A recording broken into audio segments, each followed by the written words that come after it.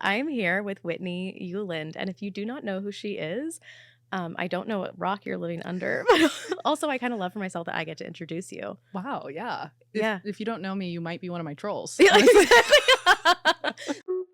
Welcome to the latest episode of Authenticated with your host, Kate McLeod. I am intrigued by people. People watching, I love. People learning, that's where I'm insatiably curious.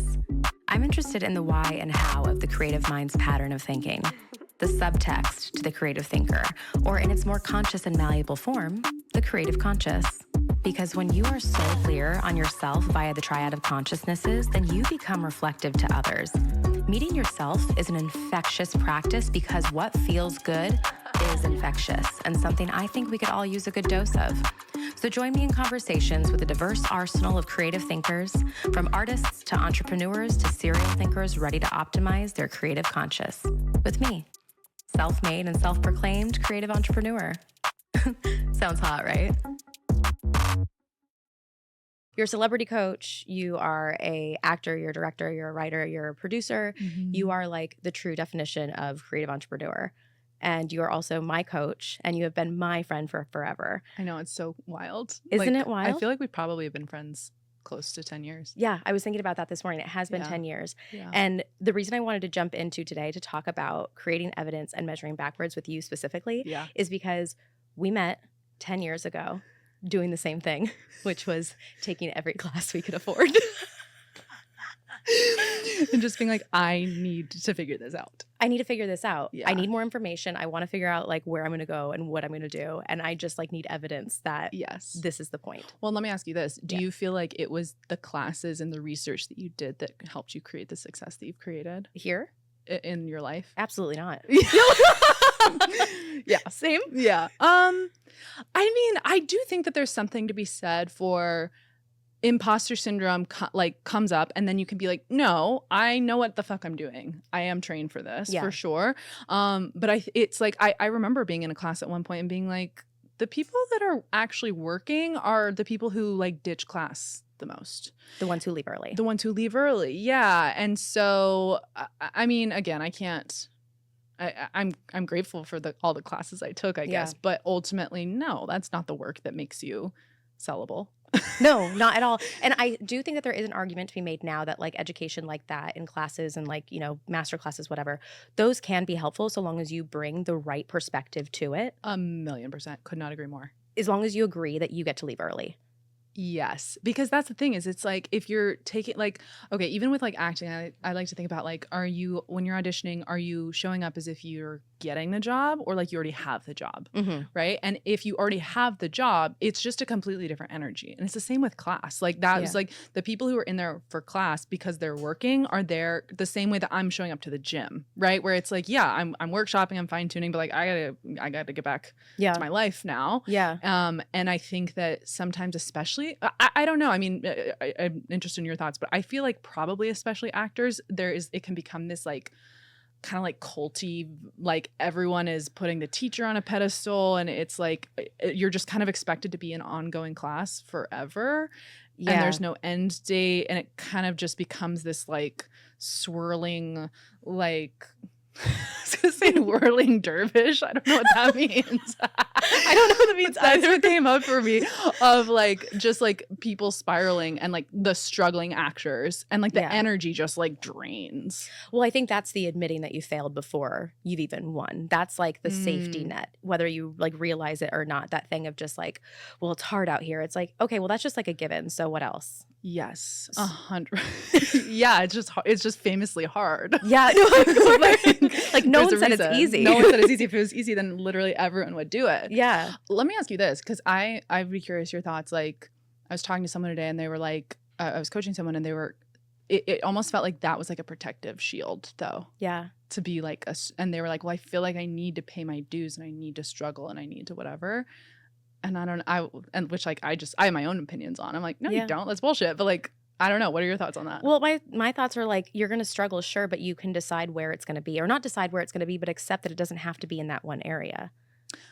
Ooh, tell me more. Well, yeah, right? Because like you and I had this conversation a while ago, probably during one of our sessions, but I said something to the degree of like, I've already paid I've already done, Yes. you know what I mean? Where it's like, it doesn't have to be a struggle in my career life. I think that if you have, and as everyone does, everyone experiences struggle in some sector of their life. Mhm. But then there is some sort of like automatic buy-in where it's like, okay, so then in order for me to earn, you know, my stripes in education, or in order to earn my stripes in dating, or earn my stripes in my work, I have to suffer in all the areas. Yeah. You actually don't, because your experience is the whole whole human experience. So Yeah. it gets to kind of get divided out however it does. Right. And I just feel like, I mean, especially, so for anyone who is listening, doesn't know my story, in the last year, I like unexpectedly got divorced, became a single mom, left the religion I was raised in, like started my business, like all of the things kind of happened right at once. And at that, like I was really, there was a lot of instability and scarcity and fear, and like times that I was like, I don't know how I'm going to pay my child's like daycare and for diapers and shit like that. And then now I'm at a place that I'm like, I'm so grateful, and I'm so, but I don't want to use the word lucky, because I made really strategic decisions and bet on myself at really scary moments. And so now I'm not struggling in those same ways, but there still is negative emotion here. Yeah. Right. Like even, and so I think too, like life is inherently going to knock you down, but to buy into the mentality that it has to be hard, that you need to earn it, that you have to suffer. I think that's kind of just like herd mentality of like, it is like, if we're going to look at, you know, the actors or artists, whatever, most people do identify as struggling. And so there is camaraderie in that. And to let go of that is inherently polarizing. It's triggering. And people are going to start having opinions about you if you kind of what they perceive as like rise above. That actually brought a really interesting visual to my head. And that is like, if you had a scale of, you know, looking down, like the bottom, and then looking up, like even if you think about it, like on our Earth's surface, there's only so far I can look down because the ground's beneath me. Oh. And so I get to see so much more if I look up. But I think, that's so good. right? Like, but that's Yeah. kind of the catch-22, because it's like if I jump really fucking high, I can see a ton down, but I can also see even more opportunity. That up is infinite. Oh my God, I love this. I know. I kind of You should trademark that. That's good. trademarked. You heard it here first. No, I fucking love that. That's so true. And it does. Okay, the other, this is totally a tangent now, Yeah. but this is where No, I love my brain this. is going. Yeah, yeah. I think that another identity that I have that is feels like it kind of defies the norm is motherhood. I love being a mom. I think it's so fun. And I'm a single mom, and I feel like I could, even especially being a single mom, and obviously there's a lot of privilege that comes in running my own business and having access to make money, you know, and all of that. So I'm not trying to compare the two experiences, like, you know, being in poverty, not having education, that kind of thing as a single mom. But I do think that there are times that my brain wants to slip into like, oh my God, this is so hard, this is whatever. And no one would fault me for that. Like Yeah. I could very easily build a narrative around myself about how hard it is to be a single parent, but it doesn't serve me. It doesn't make me happy. Yeah. And I think because I'm used to being in community with like artists where the norm there is to also struggle. And I'm like, but what if it doesn't? What if I try something different? Yes. So then I think it's been easier to kind of pivot or to notice that with motherhood as well. Okay, that I love that you say that. As your friend, as your like fan, as your client, I have seen, and I don't think I can actually, maybe I can, we'll see. You've become the most you being a mom. 1,000,000%. Yeah. Yes. And I also was thinking, I was like, wait, I became so much hotter once once I became a mom. Like, I don't know. Like, I mean, there's change, whatever, but I think it's because of just the confidence that I've embodied. And just, yeah, it like for me, and I had, so the reason that this tied together was actually because I had a home birth. So unmedicated, I was in my bathtub laboring, and the thing that I don't think a lot of people realize is that birth is a very transcendent experience. It's very comparable to like a ashwagandha ego death is what I've heard. I've not done that myself, but it asks you. So basically, if an animal is in pain, then labor will halt. Or if they feel danger, I'm sorry, not in pain. If an animal perceives danger, labor will halt. It's the same thing with humans. So if a human is perceiving danger, then labor is just going to cut off. So, and what ends up happening when you're giving birth is that you have to, it literally is just a mental game. Like, yes, Yeah. it's physically the hardest thing I've ever done. But more than that, it's the mental game because it brings up all of your fears to the surface. What if I don't like this kid? What if I don't like being a mom? What if I'm like not cut out for this? What if this ruins my career? And I just had to like meditatively sit through those things and let the contractions continue, because as soon as you start to get afraid, Yeah. that's where then your body tenses up and labor halts. And so I didn't realize that, but it was this huge like ego death experience, and literally just sitting and facing every single one of my fears. But the visual, it's also very, I mean, God, women's bodies are fucking amazing. Are you kidding me? Like Like, we're literally literal portals. I mean, beacons. Just straight out the hoo-ha.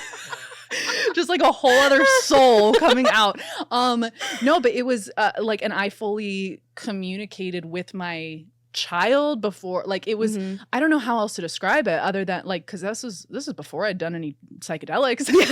And so I was just like, where am I? But it was like a psychedelic trip. Yeah. And it was ascend. That was the idea of like, you have to ascend yourself. You have to ascend all of your fears. And it was literally this visual of me transcending my own self and overcoming it. And like, I mean, there was one point that my labor was like, so it was slowing down because it was getting to the part that's like the hardest part. And my doula, who like, I randomly manifested a celebrity birth. Have I told you about this? No. At the last minute, I was gonna have a hospital birth, and then a week before, my doctor like scolded me.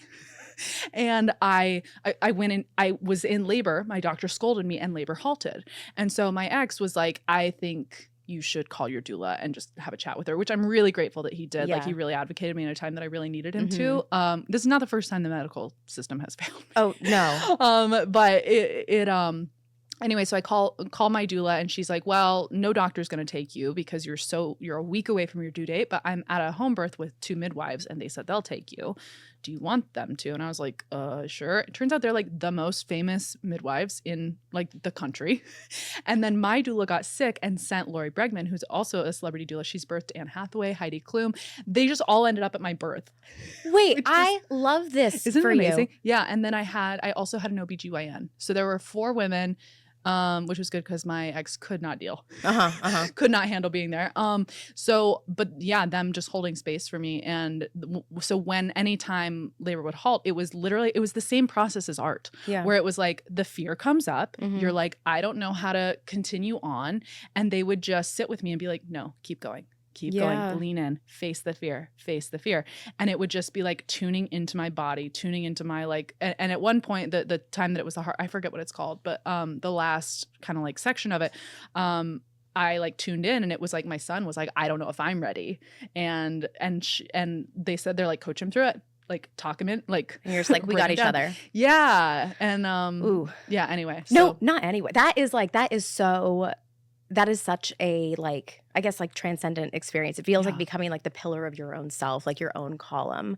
1,000,000%. You know, and it's like, because he is also literally part of you, and you made him with your body, like with yourself. Like, this is another person who is like literally evidence of what it is that you need to do as yourself. Yes. Because like, for your brain and your body simultaneously to be going through this, but sitting in the discomfort and feeling the feelings that are meant to be felt, but also both of those things simultaneously taking care of their parts. Because it's true, right? Yes. That like, when you're having a natural birth, your body produces the chemicals that your body needs in order to do it, right? Yeah, exactly. And it also, so if you don't, this is like, I really just wish that more women would watch The Business of Being Born, and specifically as a documentary. But yeah, it's like, our bodies are made to do this, and it will specifically create like dopamine and like love chemicals for you. But if you, what ends up happening to a lot of women, and obviously I don't want to speak for everyone, not everyone has the privilege of having a home birth even if they wanted to, but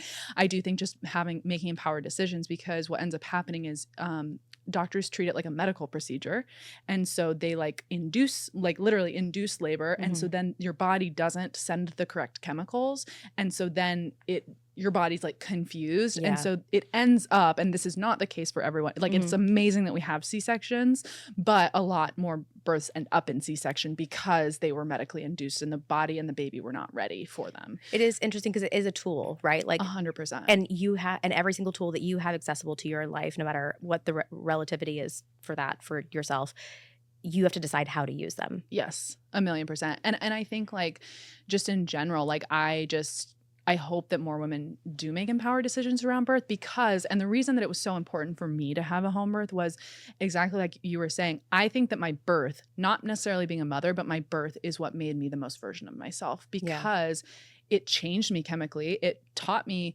how fucking powerful I am in a way that it was like, I kind of knew, but then I like knew afterwards, you know, and it gave me this opportunity to transcend all of my demons. And it felt like after becoming a mom, anything that was for me felt good and anything that was not for me felt radioactive. The things that like in the past I would have like kind of people pleased around or been like, okay, like whatever. It was just so clear that it's like, no, that's out now. I just can't. I think we all hit that. I hope we all find our ways to hitting that moment, no matter what that Whether is. it's birth or not, 100%. Yeah, but that moment of just like, this is the fuck yes or this is the fuck no. Exactly. And I feel like I feel like you've definitely had that, like without birth. Well, oh no. Well, I mean, talk about like evidence measuring backwards. Like for context, we were friends we started like 10 years ago, right? I think we got coffee a couple times, but really it was just like it was like that thing of like we were in the space, but like I did feel connected to you in some way where I was 100%. And I was like soul contract. Yeah, exactly. Where I was like, we're going to be here. Yeah. So then you start your business. What was the name of your first coaching business? It still technically is called Abundant Artist Coaching. Oh, okay. Yeah, so LLC. I haven't switched the LLC. Hey, the state of New York. I know, right? Coming for me. I was like, because now all I can think is how to be famous. Yeah. But you started your work there, and then I forget how we connected again. But I was like, I actually really like what you're saying. Like that makes a lot of sense to me.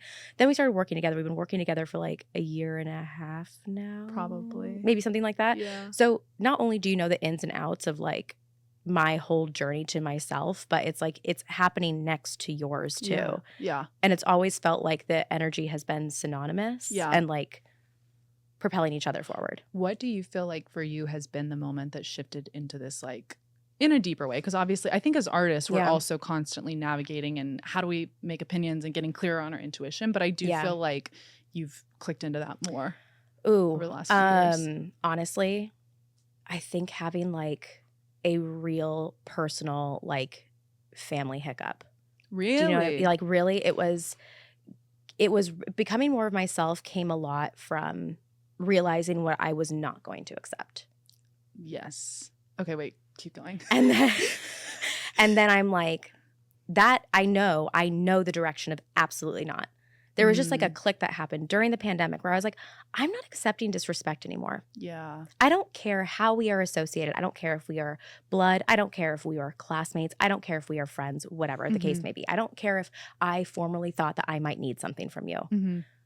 If it's a no, it's just a no now, because I realized how much weight I lost when I said no. It was like, oof, this feels way too good. I literally thought you were talking about weight loss. I was like, wait, is this a new diet plan? You're okay, like, sorry. wow, the brain is a muscle. Wow. No, I feel like I just like shed the weight of almost like if there was a visual, the past versions of myself like clinging on. Oh my God. Where it's like, they're like, no, we still matter. We still matter. I'm like, babe, you absolutely matter. You matter. But we're just going in a different direction right now. I don't need to carry you to do that. Like to like remember me or like wear your stripes, like wear your badges. Like I think I had to stop doing that. And also like I'm a middle child through and through. I like love to be limbo, make everyone happy. And then I just decided that wasn't my job anymore. And because I perceive everything that I receive, whether it be like interaction with someone or whether it be for every action there's a reaction, so every reaction that comes towards me, all energy that I receive, all of that is information, and I think it's all of like the same value. So it's like when people even respond to the like when I'm a no and someone else is like, oh well then no, I love it because I'm like, let's just double down. Yes. You know, so and I don't care if I'm your vibe or if I'm not your vibe. I'm happy that you just made a decision at the end of the day after we connected. Let's just get to the truth the fastest way possible. Yes. Because otherwise, I'm like, I mean, not a medical professional here, but I'm like, that to me, that's how cancer starts. Right? And I feel like I can say that because my dad died of cancer. Like, you know, like, but I'm just like, it's, you can like pay for it now or you can pay for it later. Well, I think also that's an interesting analogy because that means that your body fights against it being there. Ooh, right. Yeah. Your body knows that so like if you're not, and that's the thing too, is like before a lot of my journey was coming out, leaving Mormonism, all of that. And, I was having psychosomatic symptoms and I was like in the hospital because they're like, is this her appendix? Is this like, what's going on? And it was literally just stress because I was living a life that wasn't authentic to me. Yeah. And because I was afraid of hurting people. The body and the brain are so connected in channels that we can't even name. Yeah. Everything is representative of something else. Yes. It's like everything is a puzzle that can be assembled. All the answers are on the page. All the answers are around you. Like there is, because it exists, because it's come to fruition and it's a fact, there is a reason why. Yeah. Whether it be good, bad, or whatever. But if you look at that reason and trace backwards and figure out what your participation is in that reason, then I think you can kind of like drive your car of you quite a bit better. How does like building evidence or finding evidence tie into that? Do you feel like you have to just bet that there's going to be evidence, or do you feel like you see it first? I think it's both. Or you create it? Yeah, you create it for sure. I think it's a little bit of both. I think that thinking that evidence has to be of a certain quantity can be a dangerous trap. Okay, wait, what do you mean by that? Because like the evidence of I didn't hit traffic today.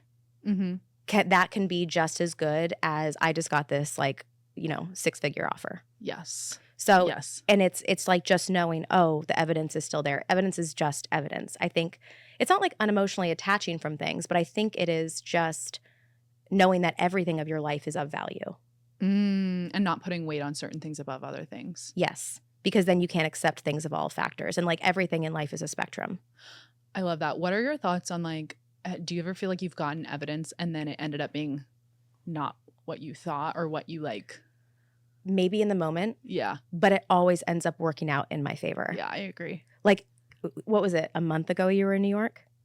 God, yeah. And we tried to do our podcast episode there. Oh my God, yeah. We both showed up. The tech wasn't there. And then so you and I went, Yeah. And you were like, I'm sorry. And I said, this really works out in my favor. I don't know why, but. We don't know why yet. I don't know why. Yeah. But then also it was only a couple days ago that I had the idea. I'm like, I don't want my podcast platform anymore to be like interview based. I want it to be where we all understand that this is a valuable human, this is a valuable human, and we're just going to like have a valuable conversation. Right. Where it's not so much about like, I think it's more about like what Authenticated is. It's just authenticity. Right. It's like, I know that you have a really cool lens. Here's mine. I love that. And I think also like kind of, because I feel like one of my friends, Taranj Kifan, was just saying this. She's a great coach and artist as well. But she was saying she has ADD or ADHD. I don't remember. But she was like, I feel like procrastination is part of my like dharmic like purpose. Ooh. and or a dharmic like indicator, which I thought was like so interesting. And I've totally noticed that for myself too, where it's like, if I'm just, there's some like, okay, this is actually a great story, is that I'm hosting my second retreat, was intending to host it October 23rd in Cabo. 27th in Cabo. Okay. Yeah. Okay. And just intuitively was like, no, like there's something off about this. Right. And canceled it.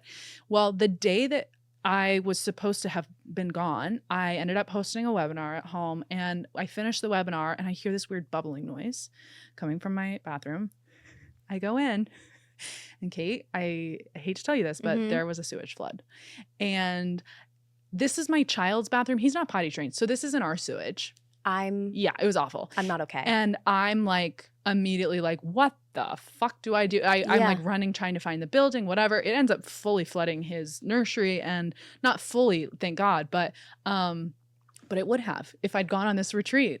And it was just this little intuitive thing. And it felt awful. I had to refund people for the retreat because they had paid for it. But I just was like, something is like off here. But your belief mattered more in that moment or weighed more than your shame. Exactly. Yeah. Exactly. Which honestly, I kind of give myself props, because now I'm like, if I had to do that right now, I don't think I'd want to do that. 10 million%. But wait, also, didn't that lead you to finding your dream apartment? My dream apartment. Yeah. And that was it. So I'm not telling this in the chronological order, but sorry. Right. But no, this is on me. A week before that, I had just decided, I had thought about moving, and I went and saw another apartment. Well, I wasn't going to move, and my building had another unit open up. And so I was like, well, let me go see it. And it had an extra bedroom for a studio. It was light. It was bright. I was like, I'm not going to have to like move a long ways. I was like, this is perfect. I sent in my application and they're like, we're so sorry. I didn't realize that it leased to someone this morning, sight unseen. We shouldn't have even shown it to you. And I was like, well, goddamn. But I had just put in my notice. Yeah. And so that was I had put in a notice. And so anyway, and then I was like, well, I guess I'm not going to move. But I forgot to tell them to remove the like vacancy notice. And so it ended up that then the shit flood happened. And I was like, okay, this apartment is kicking me out. Like I'm clearly supposed to go somewhere else. And I found this beautiful, stunning place I'm so happy with. It's like everything I wanted and more. And I have my own studio now. And it like the energy has changed. Like I ended up exactly where I was supposed to be. Yeah. It's crazy. And I'm like, I could have had a shit flood in my apartment. Like it could have ruined literally everything. No, literally everything. Yeah. And if you didn't listen to your intuition, that would have been I would have literally walked home to like no one would have found it either because it was only in my line. I'm just like, how fucking horrifying. Yeah. And this is like, in case anyone has to deal with this, you should just know your rights. Because my landlord was like, they were fighting, going back and forth because they didn't want to pay for professional carpet cleaners.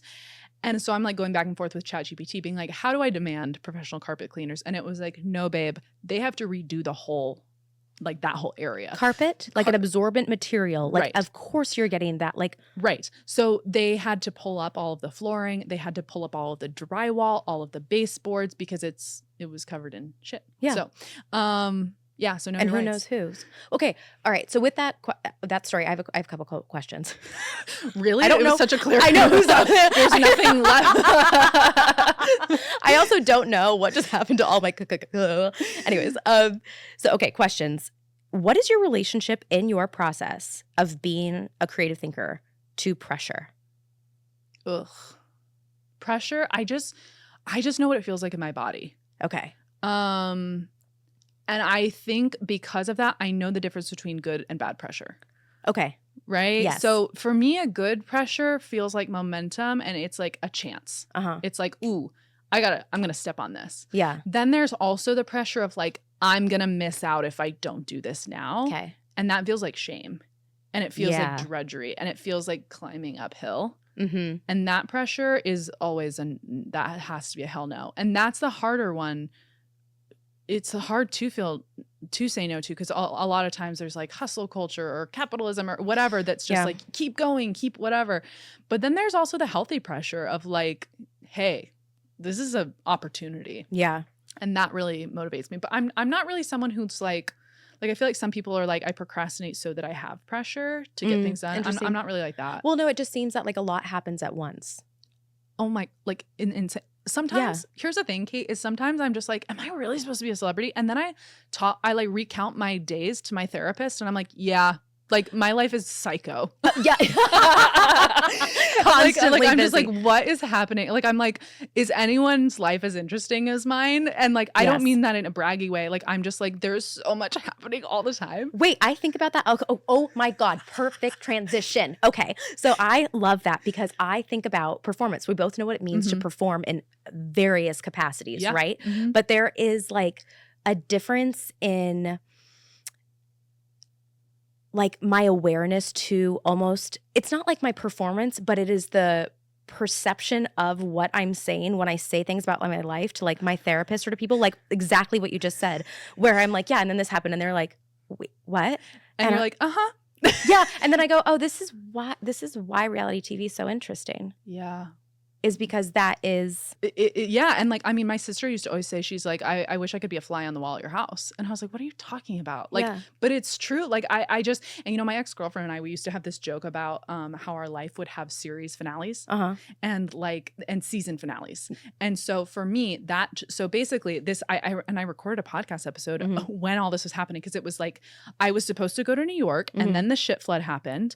And so I had like 48 hours to find a new place and then come home, take my son trick-or-treating and on the 31st and then move the next day. And I went to New York because I was part of this, I was being shot by Getty and it ended up in Vogue. And like I just started seeing someone. Like all of these things were happening at once. And I was Yeah. just like, this is a season finale. This is a season finale. Like, and it was like and like this weird shit happened. Like I was supposed to have this this makeup artist for a shoot back in April. And then I completely forgot because I had a lot going on to get a makeup artist for this photo shoot. And so I'm like scrambling, trying to find someone. And someone is like, I have a great person. Let me connect you. And it was the makeup artist who was supposed to be my makeup artist 6 months prior. And I was just like, she's a recurring character. Like she's a day player now and she's going to come back. And and so I'm like, you're a series, like you're a recur in my life, a series regular, you know, it's like the producers are negotiating your contract, but oh my God. But I just really love looking at like anyone in my life through like these characters that come and weave in and out in these crazy storylines. Oh, that totally makes sense. That makes me think about every single time I get on a plane, my little sister will always text me after and say, and I know how she means it, and this is how she means it.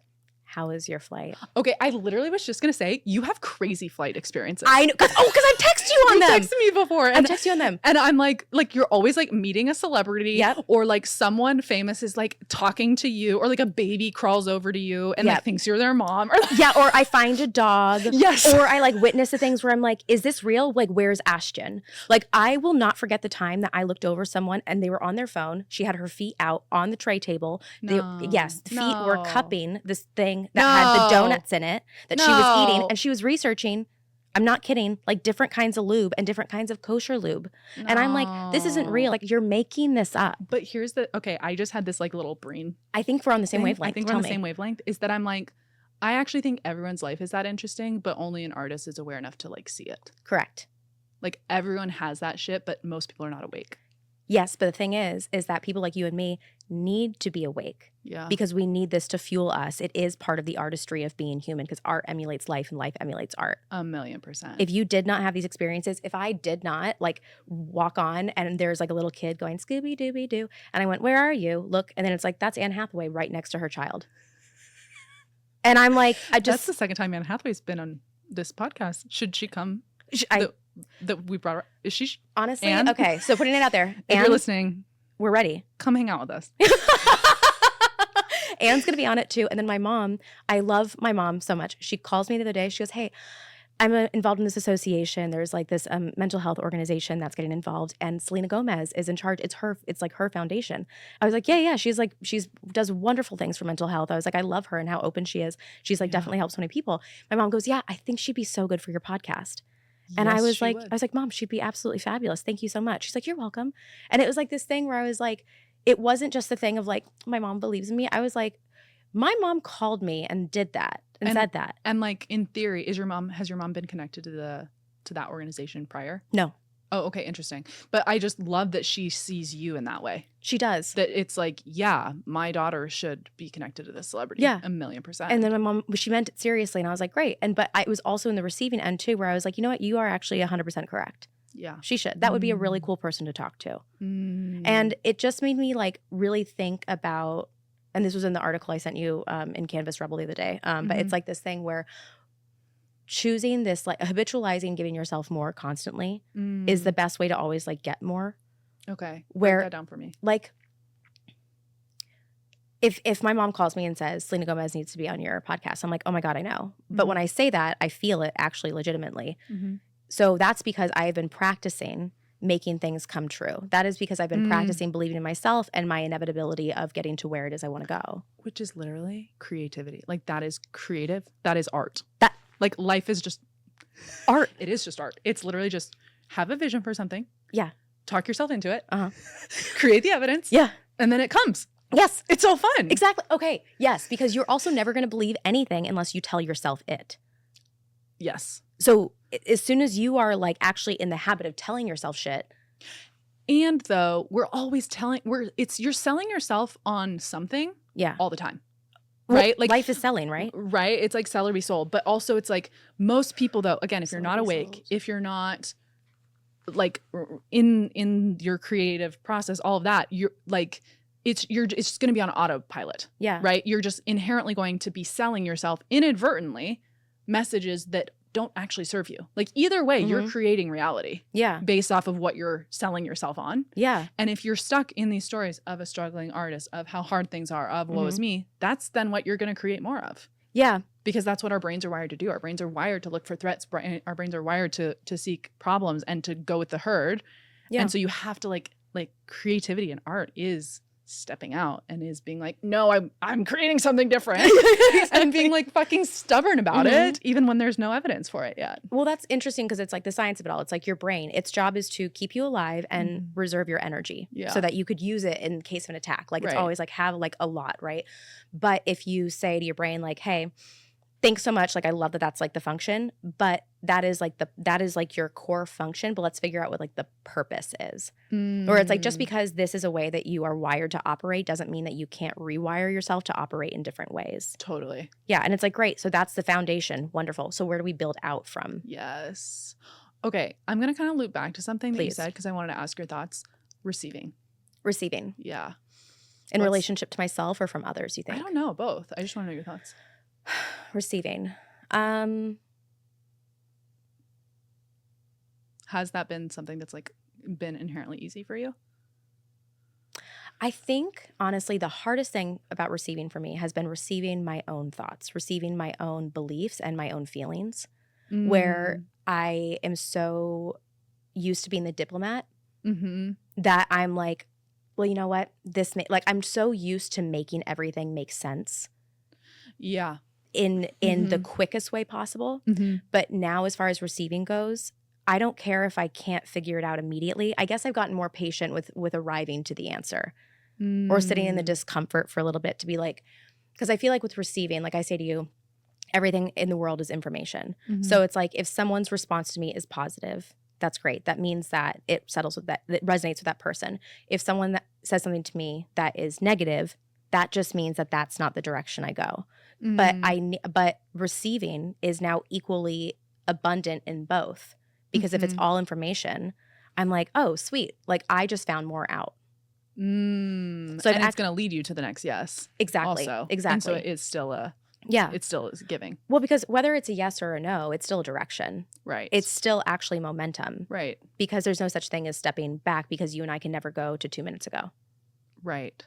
And I think that's also so good with like, and so true of desires leading us. Ooh. Because I'm such a believer, like I always say, desires are dharma. So what you desire is your life path and where you're going to experience the most growth and fulfillment and serve other people when you follow those desires. But sometimes I feel like the desire is leading you somewhere because you're going to pivot from there.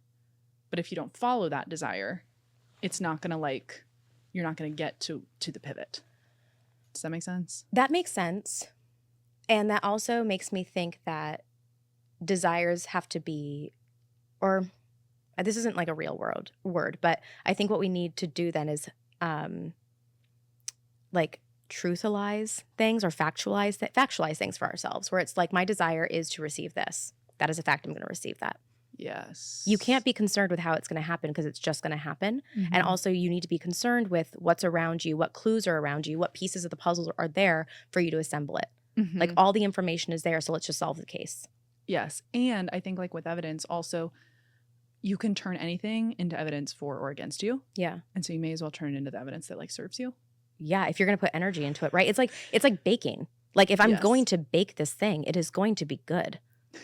Okay. Yeah. And if it's not, then I'm going to bake something else that is going to be good.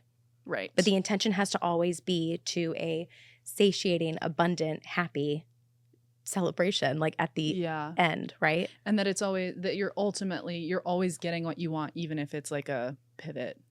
Yeah. That feels like it's a dead end. Just decide that it's working out in your favor. Yeah.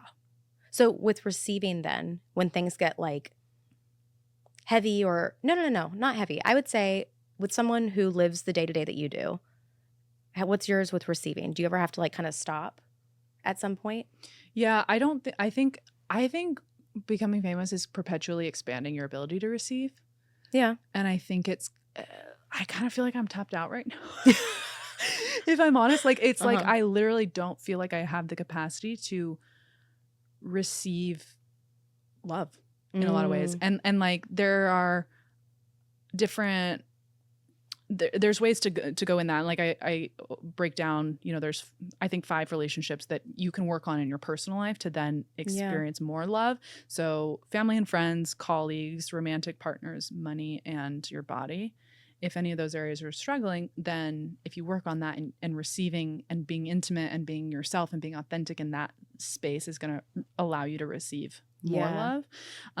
But yeah, I've like this sounds like an absolute batshit problem to have, but I struggle to go through my DMs right now because most of them are so nice, and it's like it's actually kind of overwhelming. And I actually feel like it's like I have a full cup, so I don't. So it's like I actually have noticed this right now that I'm feeling kind of stagnant, and it's because I don't have a big enough goal right now. I've kind of tapped out of what I thought was possible for myself. And so, and obviously, I mean, there's still the part of me that's like always dreamed of being on Jimmy Fallon's couch or whatever. But for the most part, like if I actually look at where I came from and where I'm at now, I'm like, God damn, I'm literally living my dreams. So what's next? And so I think for me, I'm kind of in the process of finding people that expand my like possibility for what's next, so that then I can like kind of open that container then to like then be able to receive more. Well, that's interesting because if you have like different sectors of like what could all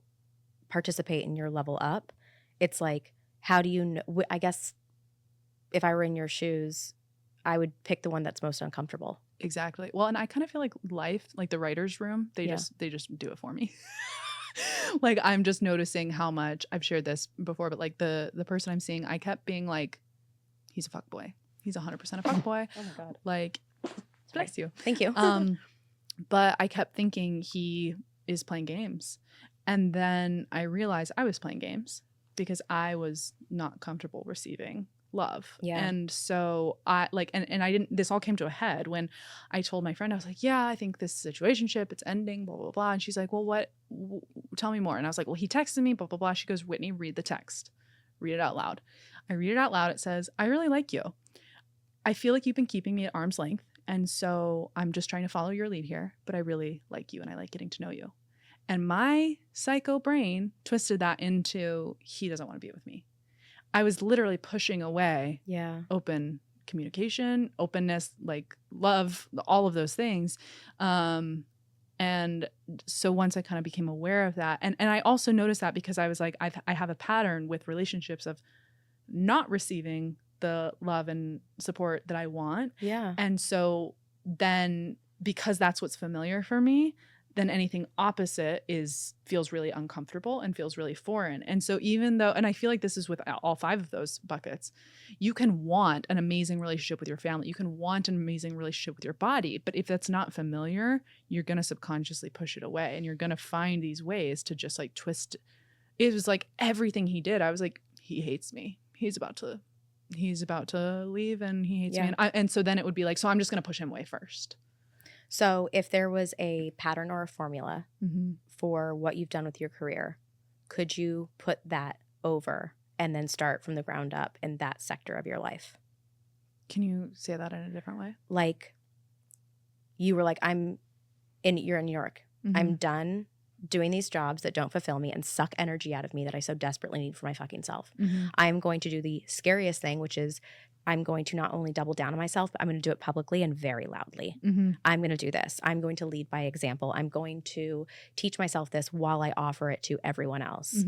So you do that. You become successful. New levels, new devils. You like meet yourself. You go through all these transitions that are like so stunning. You move across the country. You go through a divorce, you have a beautiful child, you have a home, but you also have like a career. Like your life is so different right now.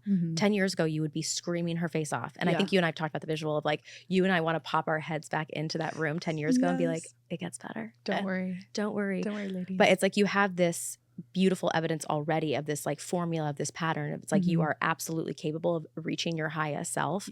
Could you ever take that formula and put it on the other sectors where you're like, all right, time to work on this one now? Oh, 100%. And because it's all your self-concept. And so, and I don't know, I'm still kind of, I'd love to hear your thoughts on this because I go back and forth sometimes with being like, I think again, and bringing this back to the top, it's like because the last few years honestly have been really fucking hard. Like I'm Yeah. really proud of what I've done, but it's not something that I wish to repeat. And I think if I'd known that that was the price for what I have created, I don't know that I would have picked it, if I'm completely honest. And so I would really like to think, and one of my new mantras is like, the hard part is over, because I think I don't want to attach creation and success and love with struggle and loss and depletion, right? And I'm just such a big believer that like when you up level in one area of your life, it up levels all of the areas, right? Where it's like the person I'm dating now, I could never like, and part of the reason I pushed him away for so long was because I was like, this man's out of my league. Which like, and now I'm like, he's not, but but that area of my self-concept hadn't fully caught up yet. To make sure you have more to look at, you know, and like more stability by being closer to I don't deserve, as opposed to like, actually I do. Exactly. So I feel like all of that work does kind of come together, but yeah, it does. Like I feel very just kind of like bulletproof. Like I'm like as I've been kind of thinking about like, what are my next steps? There are a bunch of things that I'm like, yeah, I could do that, but it like doesn't really excite me. And then I was like, Whitney, those are things that most people would think are like completely impossible. Yeah. And like the most exciting. And the most exciting. But that's great because that's a stronger, cushier, very different foundation. And that's what makes you inherently so interesting, is because you're like, the opportunities that I've literally made for myself don't look like everyone else's opportunities. Yeah. And okay, so you just said something that struck me. You said, I don't know if I knew that's what it costs. I'm not so sure about it. So if measuring backwards, that's the conclusion that you can say and you feel that, what would the practice of measuring forward look like? Like as I... Like as the next thing, as you figure out what the next thing is, I think it's just following desire. Yeah. And like literally challenging myself, how can I have my desire and it be easy? Because and I feel like there's just little things, and I judge myself and I'm trying to catch this, but like even great. So like now I have this beautiful studio in my house. I fucking love it. But I was like, I need to be the one operating all the cameras and send it and then editing it and all of this stuff. And I'm like, why would I do that? That's something that I have a team that can do. Yeah. For and with me. But I noticed myself being like, yeah, like even today I had a conversation with my team. I was just like, I'm sorry, I'm like really overwhelmed. I canceled on one of my clients. I just was like, I'm kind of burnt out right now and I just need some time before I wanted to make sure that I could have the energy that I needed for this interview. And so, or not interview, conversation. Yeah. But I think it was like, then I was like judging myself because I was like, well, a year ago, this was what I was dreaming of. And so a lot of it, I feel like, is just letting go of the judgment of, and letting my desires lead me. And again, it's like tuning into that. It's like weird though, because sometimes I can look at my past now and be like, well, the difference between a hell yes and a hell no seemed really clear. Because it was the choice between something good and something bad. Yeah. And now it's like a choice between something good and something great. And so it feels uncomfortable to say no to something good. Yeah. In bet. Like it's almost easier to bet on yourself when you're at a rock bottom than when it's like, oh, there's something on the table now. Eyes are on me now. Things I could lose now. Yeah. It gets like, in my experience, a little scarier. Of course yeah. No, that makes sense that it would get scarier because it is. Yeah. But also like easier on my nervous system. Oh, no. Do you know what I mean? Like I'm like, it's harder to make the decision, but then once I make the decision, it's easier to like, because I think the difference between successful people and unsuccessful people is just whether or not you can hold while it feels scary, right? You make the decision and then no one understands it. You're failing for a while. Like people are making fun of you. They don't get what you're doing. And if you can just hold that, that's the difference between the people who make it and the people who don't. Like, and not just hold it and hide and cower, hold it and keep going and keep leaning in and keep taking action and like chasing the finish line. That's what makes it. And so I think that was an easier, in the past when I felt like I had nothing to lose, it was like an easy decision to opt into. Yeah. But then it felt like it was like, can I pay rent this month? Like I was constantly like, am I going to be living under a bridge? And me and my child, which was kind of a perceived threat. I think there was a lot of trauma with my divorce, but, and how finances were handled. But I think that now it's like, it's almost a harder decision to put myself in that position. But then once I am, it is more comfortable to stay. Well, because it's to sit in the discomfort, because the longer that you know something, the more you know it. So it's like you sit in the discomfort, it no longer becomes uncomfortable because it's comfortable, because our job of survival, like physiologically, is just acclimation. Right. And then also it's like you say you have a desire. I, Kate McLeod, I have an evolution. You and Uland have an evolution. We're on our evolution. So it would make sense that when we have desires, those desires are going to evolve along with us. Right. Because it wouldn't make sense to be like, hey, it's 10 a.m. now and I have this desire to accomplish by 2 p.m. And then 4 hours later, the earth has turned, things have happened. And then to expect that thing to be the same thing. Yeah. That's expecting you to be, that's misattunement. Like still expecting yourself to want breakfast at lunchtime. Honestly, the food of it all. The food of it all. The nutrition of it like, all. No, time has passed. Things have changed. Yeah. And I think that actually feels a little scary now, is because I'm like, what? Like, it feels like there's so much choice. I don't know if you felt this way, but I felt like performing in art was something I kind of had to do, and almost like a survival.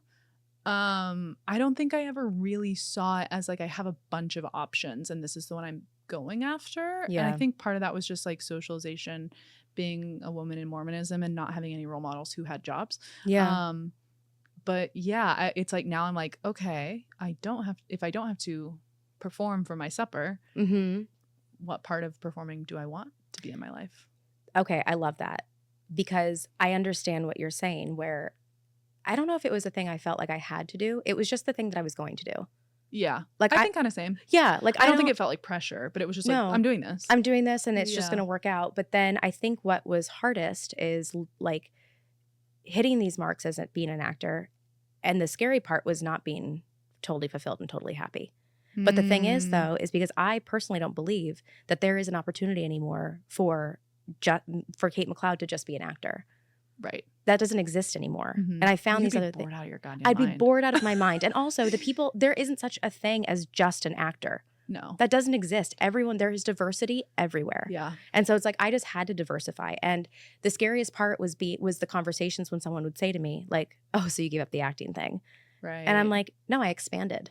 And I'm still actually doing the acting thing, because the acting thing has always been trying to offer myself, my perspective and my lens to other people, because I think it's a really good one. Yeah. I love that. You're so right. Where it is, I think the hardest, I mean, this is like what I always am talking about, right? With like the fear of being seen, but it is that I think a lot of people, I was talking to a friend who intuitively feels called to become a therapist, but he's afraid that if he does it, other people will think he's quitting. And I'm like, but are you? And he's like, no. And I'm like, well, then, but I think there's the part of him that's a little bit afraid that he's quitting. And I was telling him, I was like, I think that was kind of the gift that I had, where I didn't really make the choice of like go from acting to becoming a coach. It was like, no, my life blew up and I had to do the thing that was bringing in the most income. Yeah. So I never feel like I left it behind or had the choice to do that. But I think that is a scary conversation when you're expanding and you just have to hold the space to be like, no, I'm not abandoning. I didn't quit. I didn't fail. I didn't give up. Yeah. This is my next step. Yeah. Well, it's like moving to a bigger apartment. Like you have to literally fill the space, and it is hard. But then you get comfortable there, and then you're ready to upskill again. Yes, that's such a good analogy. There are just certain things that like we're not interested in doing anymore, and that's okay. And it's no shade to it. It's just that like I've expanded out now. Yes. Like I have central air in my apartment in New York, and I also have in-unit washer dryer. Damn. I will never. You're not going back from that. Ever. No, I will sit in that place longer than is necessary in order for me not to have to not have it. Right. Like that's just the new level of comfortability. Exactly. Whereas like I think when I first moved to New York and I lived in a house with 3 other people, I could not imagine having that apartment now. No, of course. Yeah. And though I do think that there's something to be said for the quantum expansion in terms of normalizing it. Like if you were sitting in that apartment every day being like, I don't deserve this, I shouldn't have this. Yeah. Then you would find a way to subconsciously like get out. But see, that's the thing too, is like when things happen and I don't really understand the reason at the moment, it's because I have to trust that my subconscious, my conscious, and my creative conscious are all there together making it work. There's too much, even though you and I are both multi-track minds, it's impossible for it to constantly be our business as to everything that is going on for us. Oh, I love that. I kind of love that too. Yeah, that's really good. That just happened. It's like we need all three of our consciousness to account for everything that's going on. Yeah, Yeah. it's like it's outsourcing. It's outsourcing. Yeah, exactly. And there are just certain things that I can't, like I told you when you sat down, I said, I cannot wait to outsource social media. Mm-hmm. And it's not that I don't think it's a value. It's just something that I'm like, in order for me to get to the next level, I need someone else to handle this. Right. Well, and it's also, I think it's sometimes about taking that leap before you feel ready, right? And creating, it's like, what is it? Nature abhors a vacuum. So if you create a vacuum, nature's going to rush to fill it. And so sometimes I think it's like that balancing act. Yeah. Well, I think that's also too the act of acting like your next level already. You know, spend like you're already at the next level, like act like you're already at the next level, like demand what's best for you at the next level. And I think that's kind of like an interesting practice of measuring forward to be like, I do believe that I actually am going here, because if I measure backwards, which I have a tremendous amount of more evidence for in that direction, it's like, then with all of that, I can actually weigh pretty confidently that moving forward, like things like that will continue to happen. I think that's what makes it easier. Like with your question earlier about like if I wanted to replicate in a different sector. Yeah. That the fact that I can measure backwards and be like, I've already blown my mind in all these areas. Yeah. And having that certainty and that self-concept is what makes me feel like, oh, I could do anything. I love that. Yeah. What if you had to like say a thing today, what do you think it would be? A feeling, actually, not even like a level of like thing, but like maybe a feeling. Of what I'm feeling today? No, of like what you want to feel in the future. Like after you get to the next, as you continue on the evolution of yourself. Okay, I don't have a word for it yet, but I have a subconscious image. You know, I love these. I'm so ready. Where it's like, I feel like I had this, and I can picture it, and it's actually very similar to the leap of what we were talking about at the beginning when I gave birth, where it was just this like look up. Yeah. And I feel like before, and this last year has been a quantum leap up. And now I feel like it's in a quantum expand. And it's like I feel like I got to a level that I'm really proud of and grateful for. And now I'm going to like grow the foundation more so that then we can like all up, like level up together again. Yeah. That kind of makes me just think that like your aura shape would be a sphere, because infinity is infinity? Infinite? Like the physical. I know exactly what you're talking about. All right, thank you. So being infinitely expansive, it's not only one direction. Right. It's actually multiple at the exact same time. Yeah. It's in all directions. Yes. So that makes sense. It's like, why limit it to here when you know it's possible to go 360? Yes. What about you? I just want to keep surprising myself. Yeah. Because my favorite thing is surprising other people. And I do it all the time. It happens constantly. And it's my favorite thing. And I'm like, ugh. And when I do it to myself, I'm like, amazing. Because I think my love language is gift giving. If I give you a gift, trust me, I have thought it through a lot, because I enjoy that process so much. I do too. And so it's like, now I've just figured out how to give myself gifts. I love that.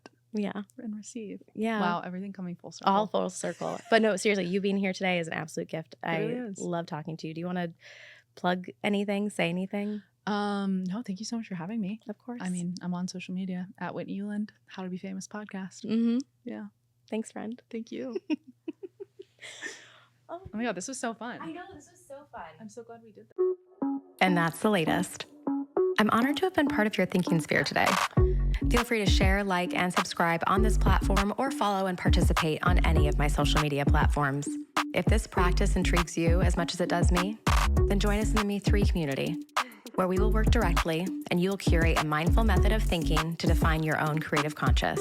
Thanks for listening to the latest episode of Authenticated. I love that you're here.